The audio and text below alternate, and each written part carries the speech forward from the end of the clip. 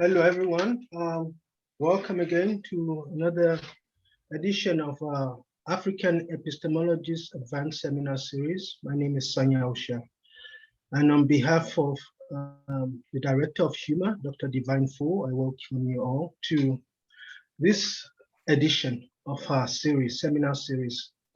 At HUMA, which is our research institute, we organize a number of seminar series. We've got the Attire Interdisciplinary Seminar Series, we've got the Doctoral Seminar Series, we've got the Ethical Humanitarianism Seminar Series. We also have the Publishing in Africa Seminar Series, and we've just launched another seminar series, which is also epistemologically themed. So please, we'll be great for you to visit our website to view the range of activities we are engaging in, because apart from the seminar series, we are also pursuing a number of research programs. So yes, it will be great for you to visit our website for more information. Today we have an interesting speaker, presenter, whose seminar we hope will be a very appropriate companion piece to the preceding one, where we had Professor Pauline Hountondji. She's Professor Franziska Dübgen, who is a professor of philosophy at the University of Münster. She's written with her colleague, who is Stefan Kupen, perhaps the most definitive study on Hountondji's work. That's Pauline Hountondji.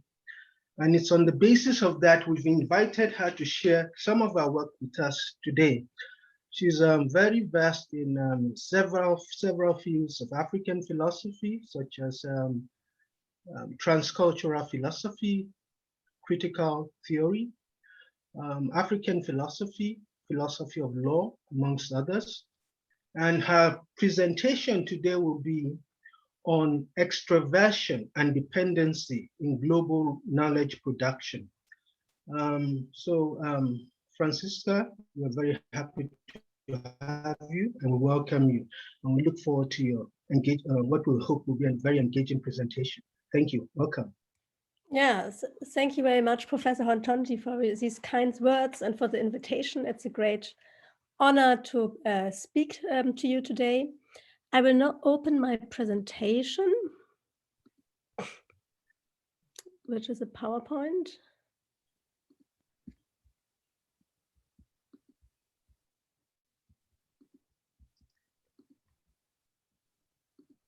Okay, I think something changed.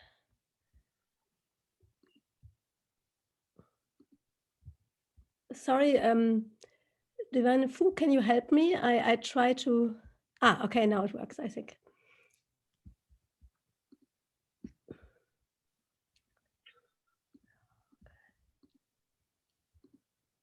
Okay. Is it visible to everyone? Yes, it is. Okay, okay. So thanks again for the invitation. This talk is meant kind of also a follow-up to Professor Hountondji's talk a few weeks ago, and I tried to bring his idea into dialogue with the sociology of sciences, with debates on epistemic justice, and also with approaches in decolonial theory.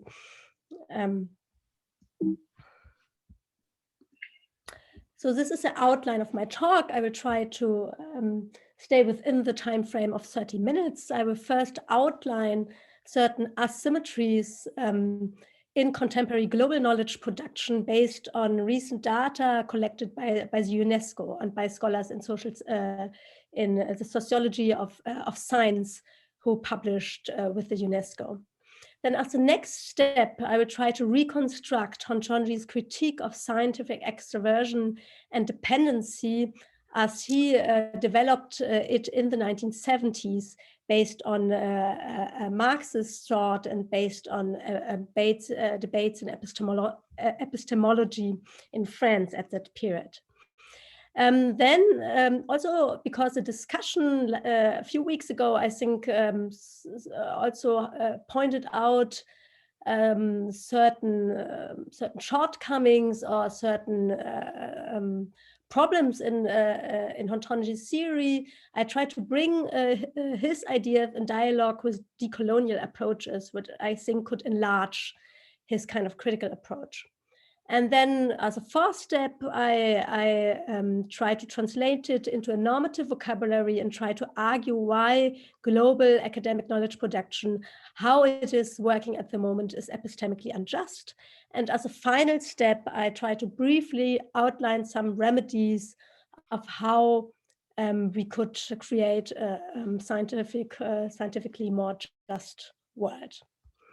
So let me start. Presently, global scientific research is mostly dominated by researchers based in the global north.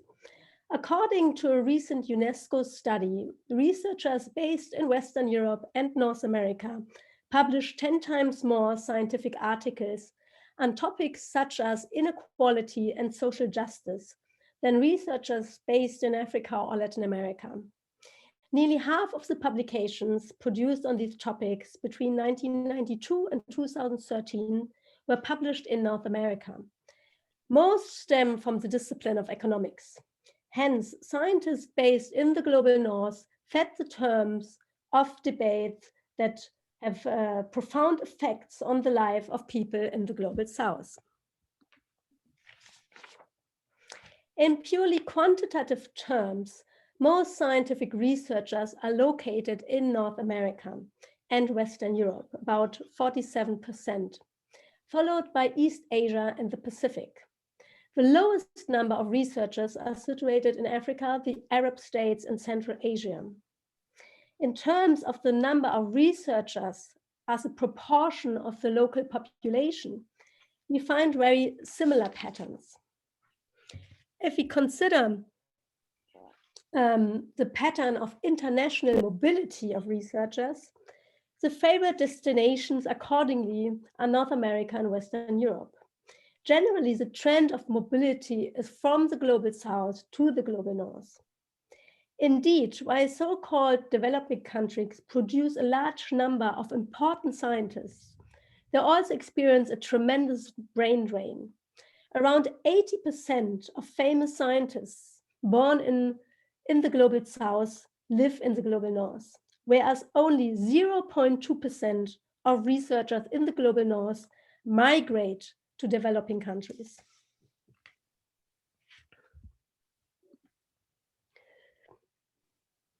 Costs for academic books are generally very high and are multiplied for people living in countries with a rather weak currency. For these reasons, it is increasingly important to have a good internet connection in order to be able to search the web for relevant publications, course material, and data, and to be able to download papers and ebooks. However, much more people use internet regularly, again in Europe and North America, than individuals in so-called least developed countries. Whereas only 0.7 people in Africa have a fixed broadband subscription, which means fast, steady internet. It is around, sorry, I lost the line. Most users in the developing world therefore rely on a mobile connection. Overall, the megabyte quantity used in the global south is much smaller than in the global north, and the difference, according to a recent study, is growing. This is especially problematic in light of the positive trend of a growing availability of e-journals, e-books, and open access publications in the internet. So I argue that this kind of global power asymmetries are resulting in epistemic poverty.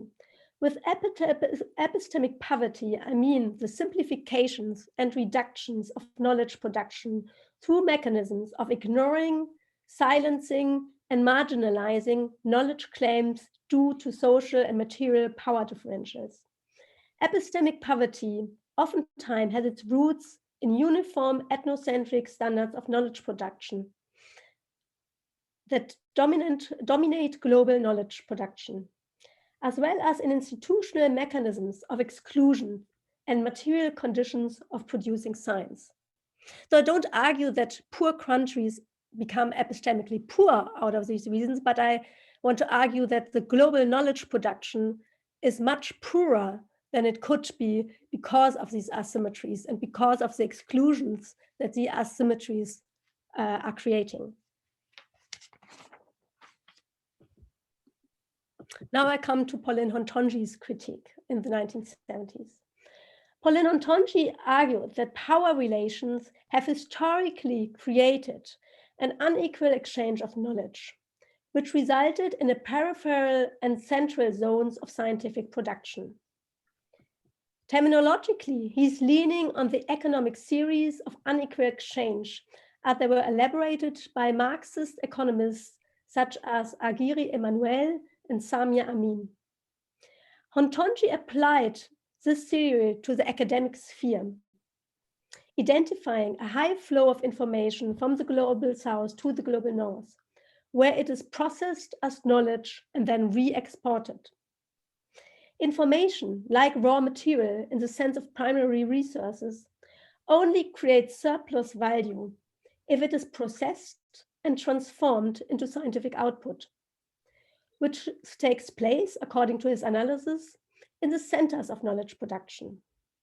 This has historical roots. I quote Hountondji: colonies specialized in the consumption of scientific knowledge and products, in much the same way that they specialized in the consumption of finished industrial goods.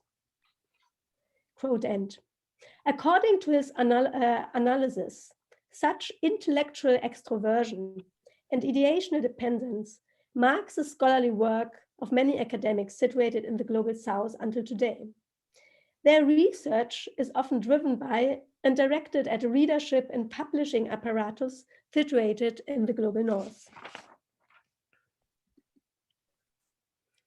While Hountondji is very famous today for his critique of ethnophilosophy and its significance for the debates around philosophy in Africa, his concept of the appropriation of local indigenous knowledge has received less attention. However, Hountondji in the 1980s started arguing for the appropriation of local knowledge through a rigorous methodological guided process of examination. He argued for lifting knowledge out of its marginality. For that, it must be endogenized, he proclaims in the introduction of this anthology and endogenous knowledge research traits. The anthology, edited by Hountondji, include as examples of endogenous knowledge local ancestral technologies, numerical systems, or zoological terminology in African languages, discussing the efficiency of oral and written traditions and examples of medical and pharmacological knowledge. With the attribution endogenous, Hountondji and the authors of the anthology oppose the adjective traditional, which according to them implies a temporal horizon of backwardness in African society. Local knowledge should not be accepted uncritically, however, and claimed as an alternative to exogenous knowledge. But it requires active appropriation and scientific examination according to transparent and verifiable criteria. Hountondji thus outlines a strategy of endogenizing local knowledge as a practical discipline that generates autonomous research questions and dedicates itself to the progress of the African continent. This research program is not only relevant to the demarginalization of previously excluded or expropriated knowledge, but also was meant to have other important emancipatory effects. On the one hand, the reappraisal of endogenous knowledge makes it clear that African societies possessed significant knowledge and practices before the arrival of European colonizers, for example, in metalworking or written culture. These societies can therefore hardly be portrayed as historically in any way backwards. However, the transmission and dynamic development of this knowledge was abruptly interrupted by the transatlantic slave trade and by the structural interventions of colonialism. On the other hand, by turning to these local sources of knowledge and by integrating them into scientific discourses, a new degree of autonomy and self-determination can be regained.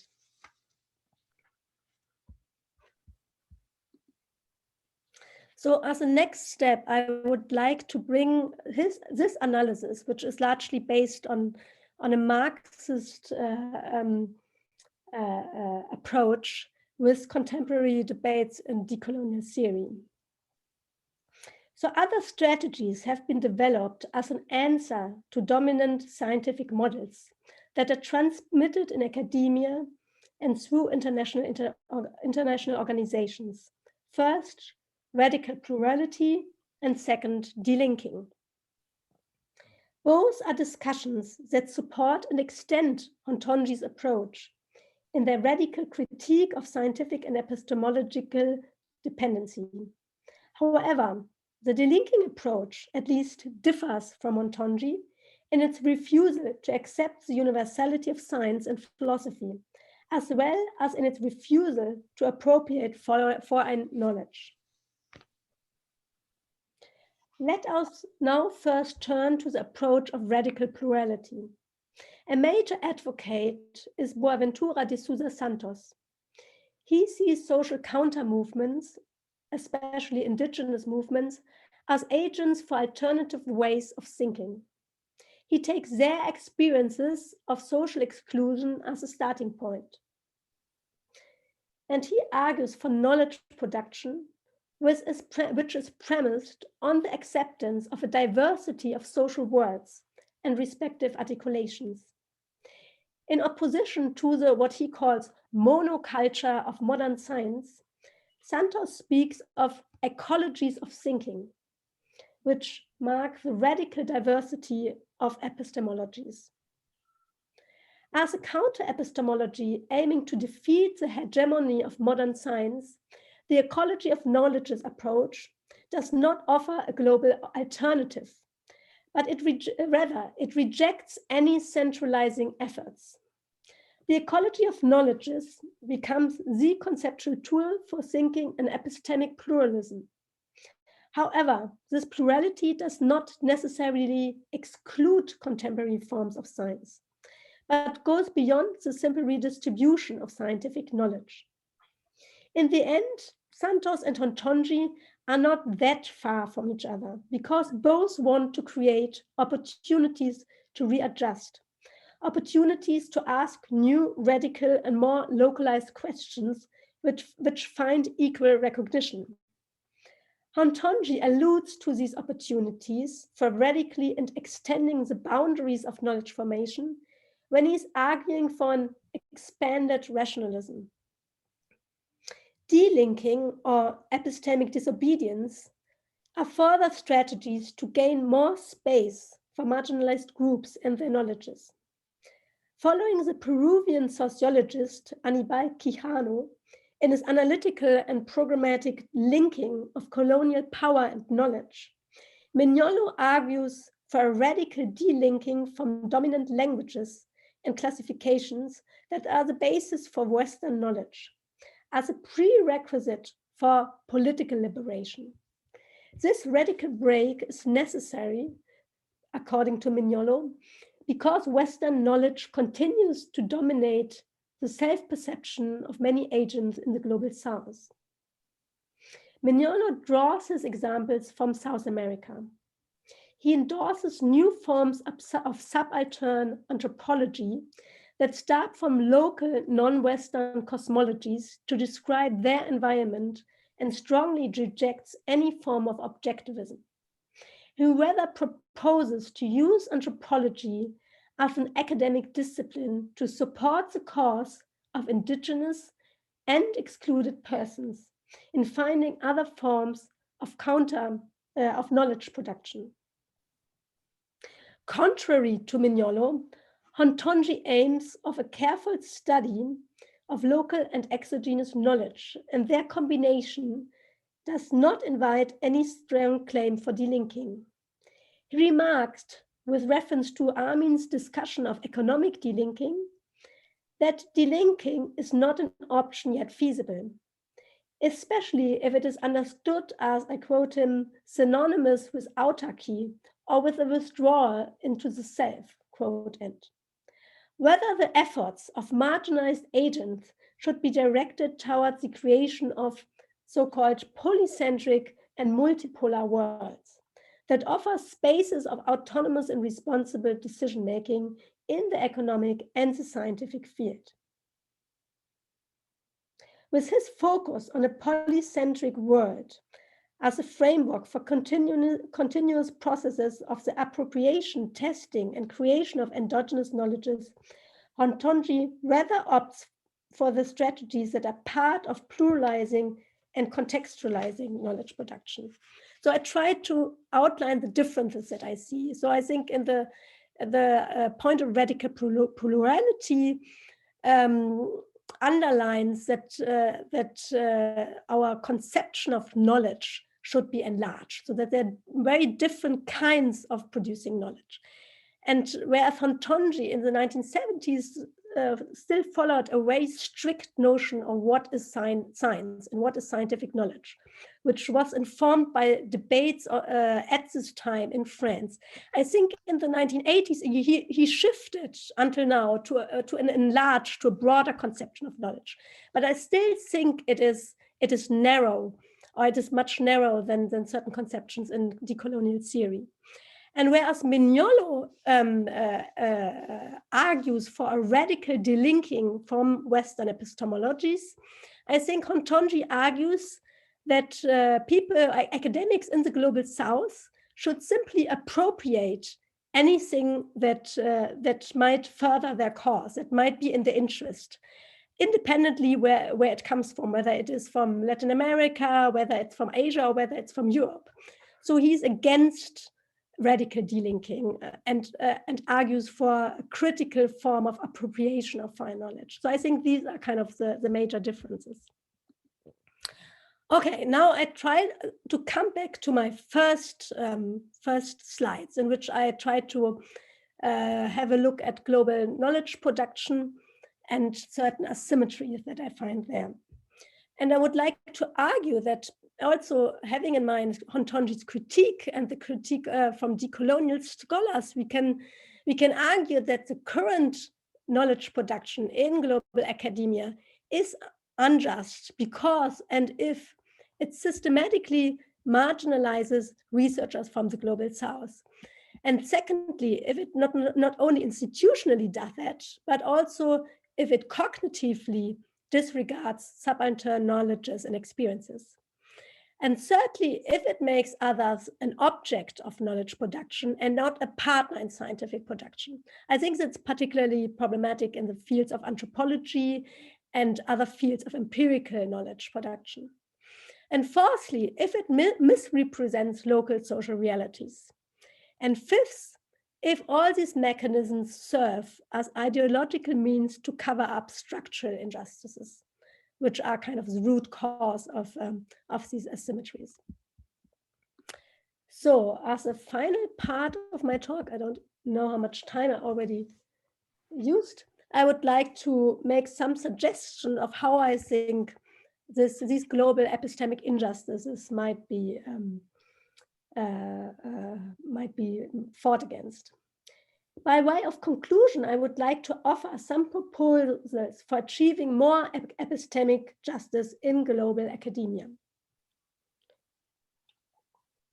Regarding the material conditions of science, technical infrastructure, salaries, library facilities, I think it seems advisable to consider financial schemes to address unequal economic background conditions. I suggest creating a global solidarity-based funding system, whereby part of the surplus generated from research in the global north is reinvested in the global south. This redistributive scheme might be conditioned in the sense that it particularly applies to research outcomes generated on the basis of research collaborations between researchers from the global north and those educated in the global south. Furthermore, book publications and scientific journals need to be made available to any colleague worldwide. There's therefore a profound need for reconsidering the publishing industry as to enable more open access publication while also financing fair wages for editors and staff. The question of how to adequately finance scientific publishing while securing academic and editorial standards and making scientific literature available also to poorly funded universities and academic institutions is a matter, I think, of global educational policy that we urgently need to tackle. Regarding the effects of epistemic poverty and cognitive injustice, I suggest that an intercultural code of conduct in academia needs to be developed that encourages and enables cross-cultural and transnational research. This promises to create the conditions for making academia and research more sensitive to other ways of knowing, which do not conform the dominant Western parameters of knowledge formation. A debate on intercultural openness in science might start by recognizing how different countries follow quite different academic conventions regarding both writing and teaching, and that they operate in different languages. Academic journals should make their implicit conventions and protocols more transparent and open up to a greater diversity of styles, topics, and scientific approaches.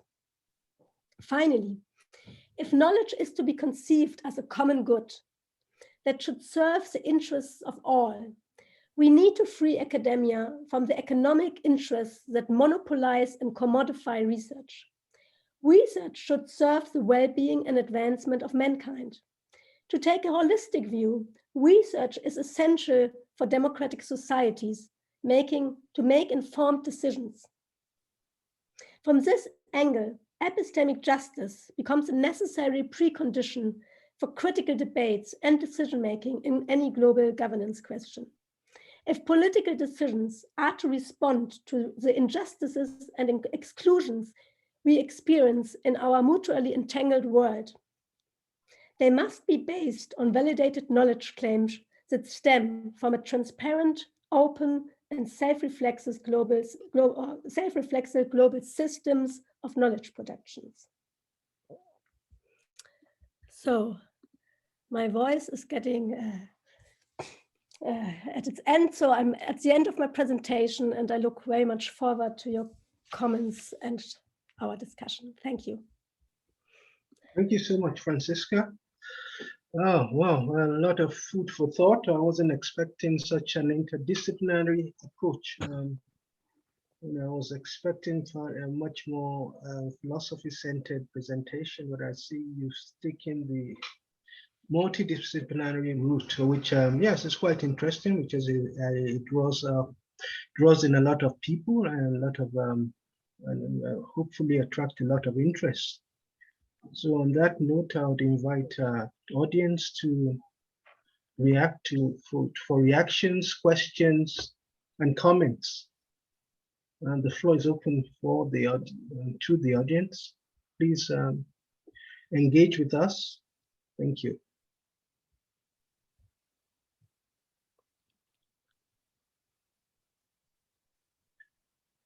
Okay. I'd ask you a question first. Hopefully, whilst other people are still formulating questions and reactions and comments, I'd ask you a question first. Now, it's the issue of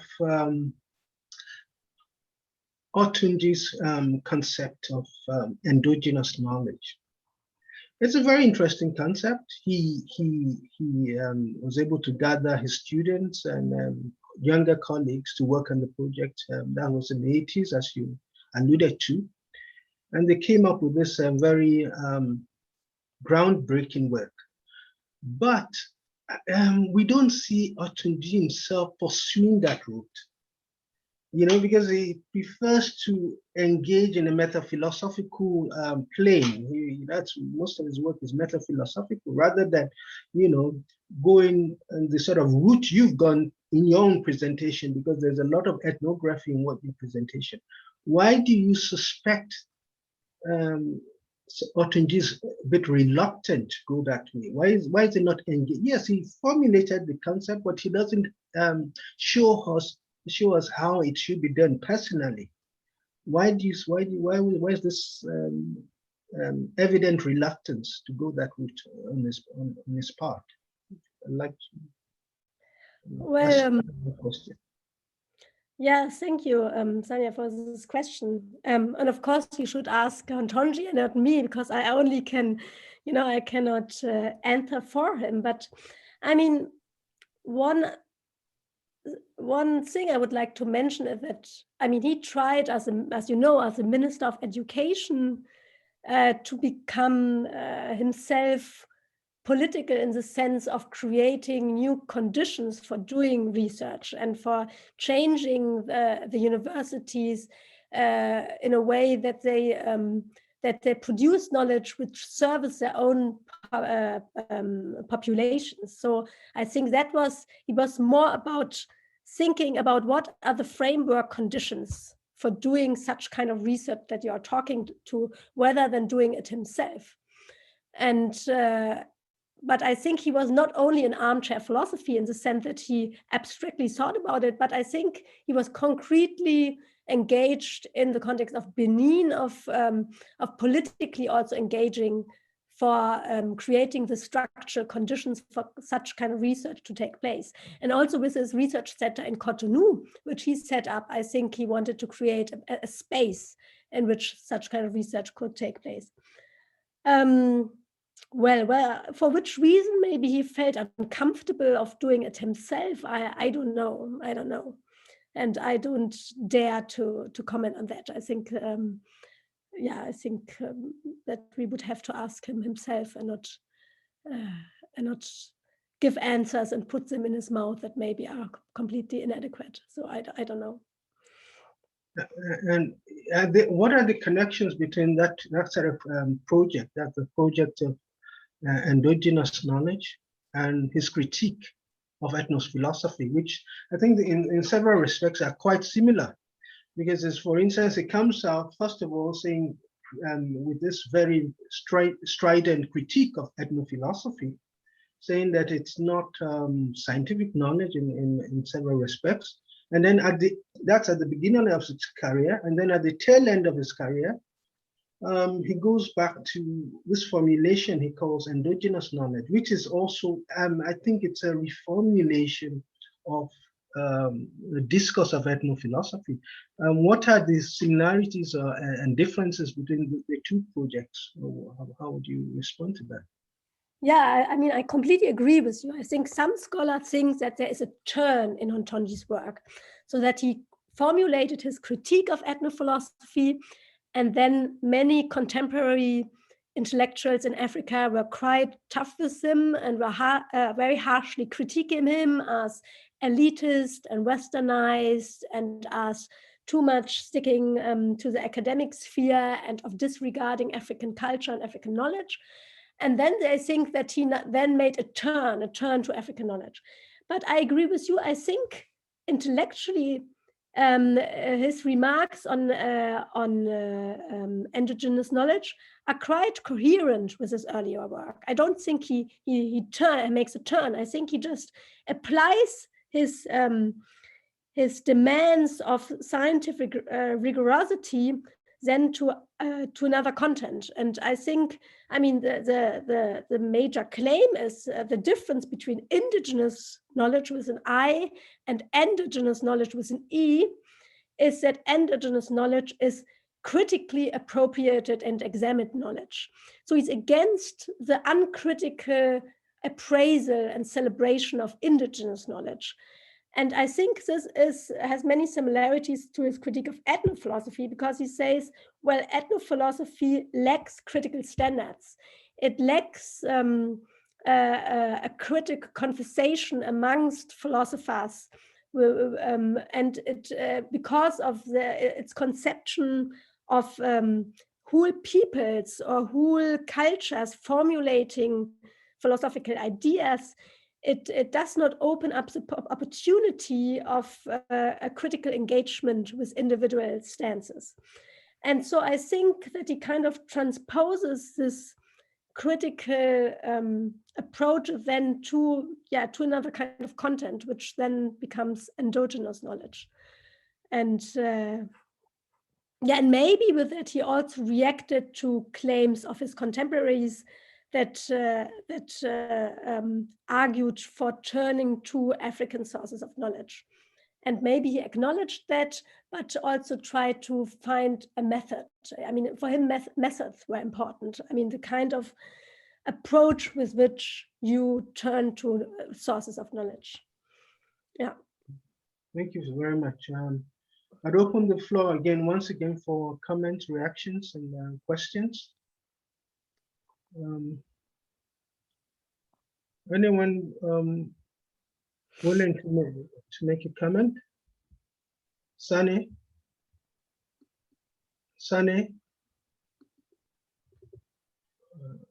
Olirato? Okay, I'm gonna ask. I'm just like wondering, is it possible to reach this idea of universality with Hountondji's work? Because he always criticizes ethnophilosophy on the basis that it's not universal and it's very collective. So I'm just like wondering, with this new project is doing on just like encouraging philosophy to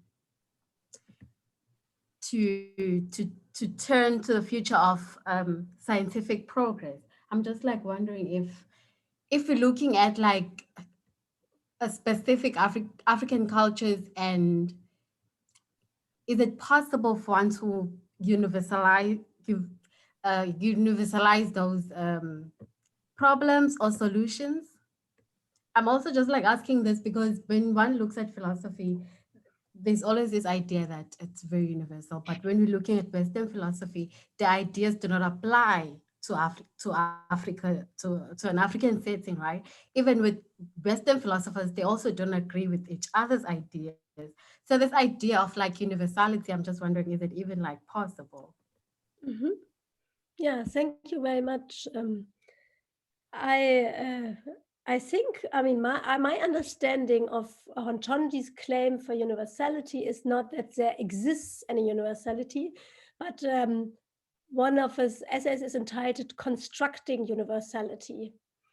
And I think his idea is rather that African philosophers, like philosophers anywhere else, to try to contribute to debates on universals, and that they should not start from the idea that their claims are in any way particular, you know, or that they only apply to African culture, or that, for example, German philosophical ideas only apply to German culture.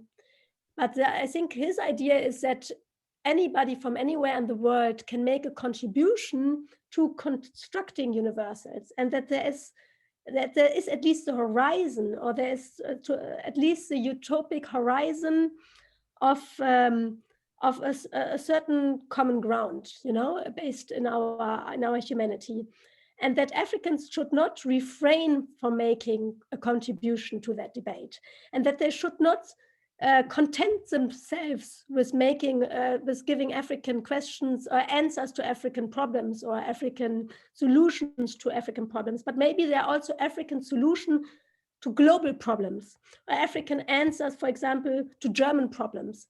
So that is the kind of universality I think he asked for. So a transcultural approach where knowledge produced in one place can be also relevant for another place. But I think he's also against the idea that there's anywhere one single space of universality. I mean, that was the whole colonial discourse, right? I mean, to construct European philosophy as universal was a colonial enterprise, and Hountondji is aware of that. And I think this idea is a reversal, you know, to kind of make it a polycentric world where everybody is kind of trying to contribute to a universal emancipatory struggle. That's how I see him. I hope. Any more comments, reactions? Somebody raised his hand. See, Olerato is up. After Olerato, I'll go. Okay. Okay, sure. Thank you, Franziska, for a very interesting presentation. I just wanted to ask about kind of the sustainability of drawing a distinction between the endogenous and the indigenous, right?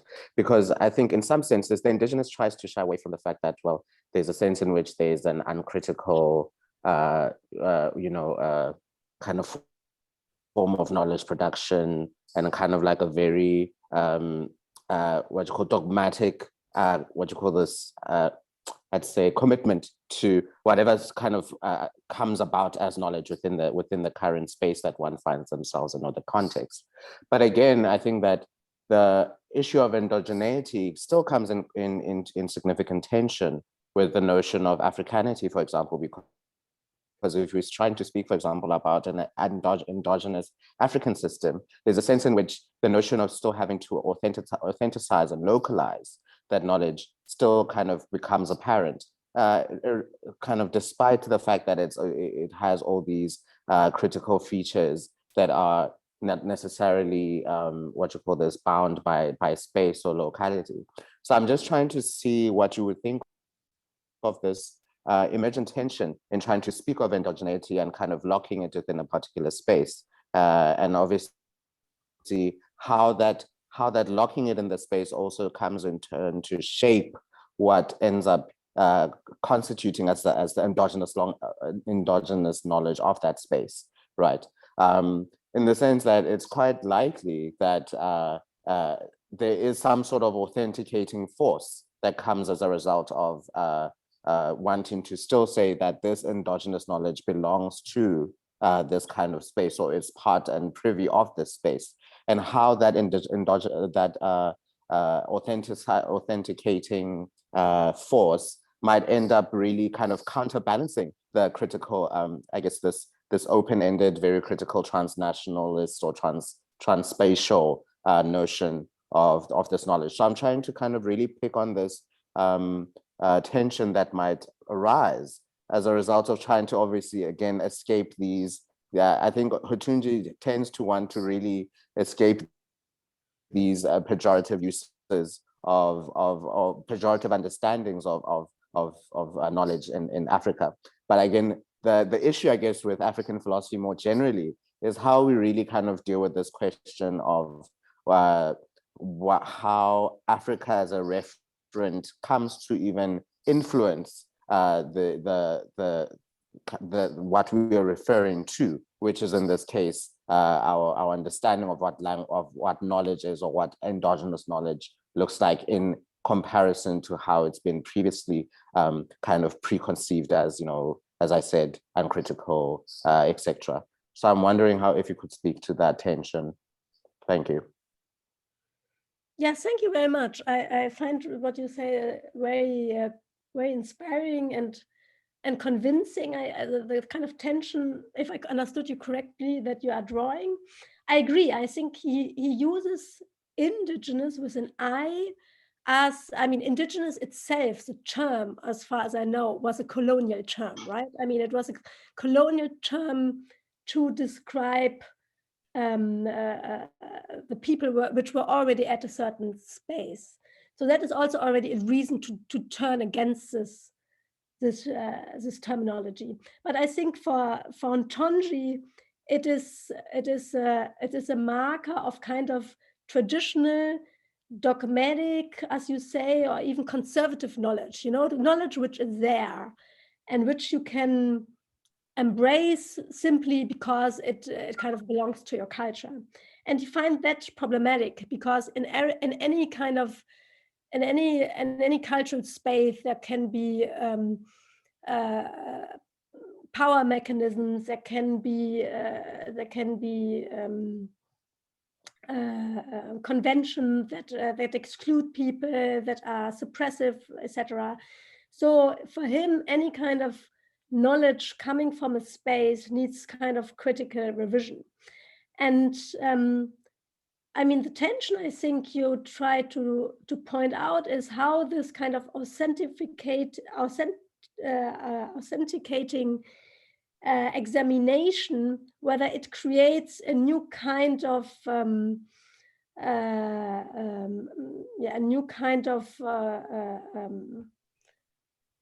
cultural framework, which then encapsulated this knowledge and makes it not global, or makes it or not transcultural, and kind of imprisons again the African intellectual in his or her own cultural framework.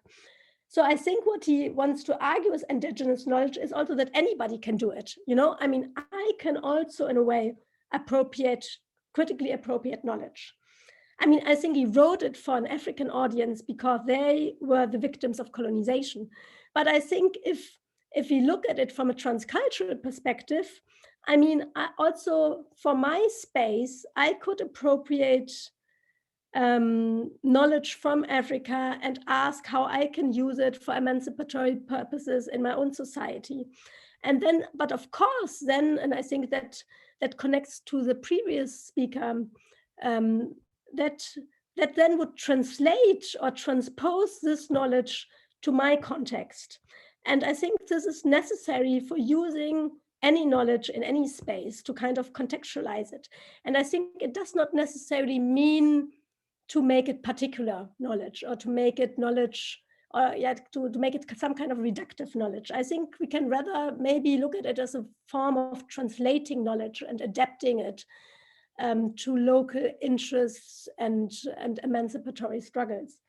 So I see the tension you are pointing to, but I do not see that it is necessarily problematic, because I think, I think you can do both. I mean, you can try to make a contribution to a universal debate, but you still do it from a certain locality. And I think there's always this tension, and I think we cannot overcome this tension, but we can try to use it productively and self-reflexively. I hope this was somehow clear. Thank you very much for your question. Divine, I think Divine has a question. Divine. Yes, I tried to put my question in the chat. I mean, just to thank Franzi for such a rich and really engaging talk.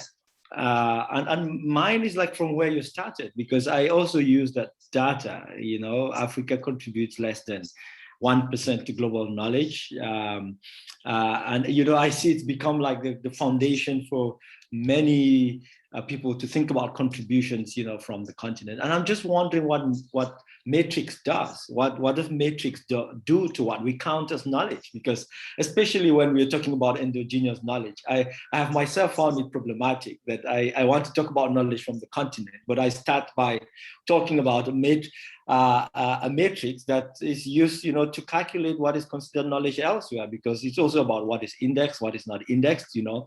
And when one looks at how much is, if you just go through the streets of Douala, go through the streets of Lagos, you know, or even just Dakar and Sheikh Anta Diop Avenue, and see how much is produced, and that is not indexed and not counted as knowledge.